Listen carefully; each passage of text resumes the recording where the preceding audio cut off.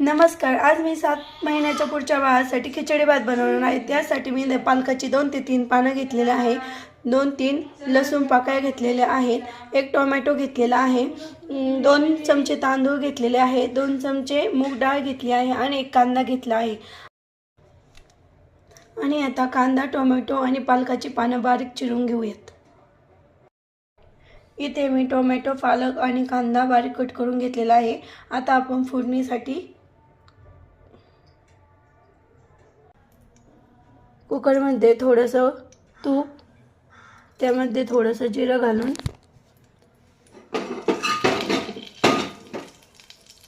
त्यामध्ये लसूण,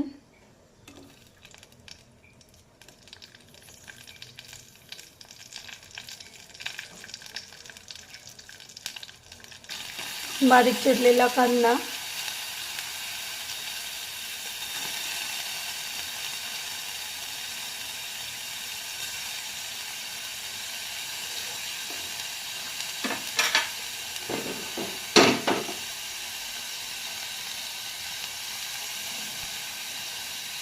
घालून थोडासा परतून घेते.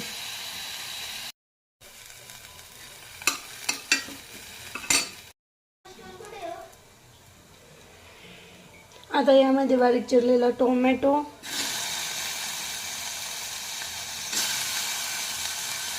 आणि पालक घालून थोडा वेळ परतून.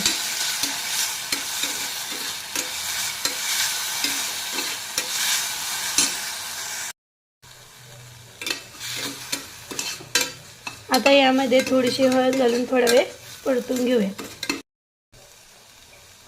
आणि आता मी तांदूळ आणि मूग डाळ ही स्वच्छ पाण्याने धुवून घेतली आहे. 2 ते 3 वेळा तांदूळ व डाळ धुवून घ्यायची.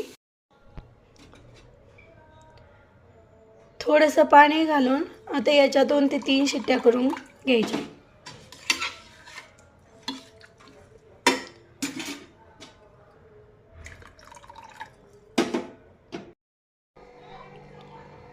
पाहू शकता आपली खिचडी इथे तयार आहे. हे तुम्ही बाळाला मिक्सरमध्ये ग्राइंड करून किंवा मॅश करून पण देऊ शकता. व्हिडिओ आवडला असल्यास लाईक आणि शेअर करा आणि अशाच नवनवीन रेसिपी पाहण्यासाठी मला सबस्क्राईब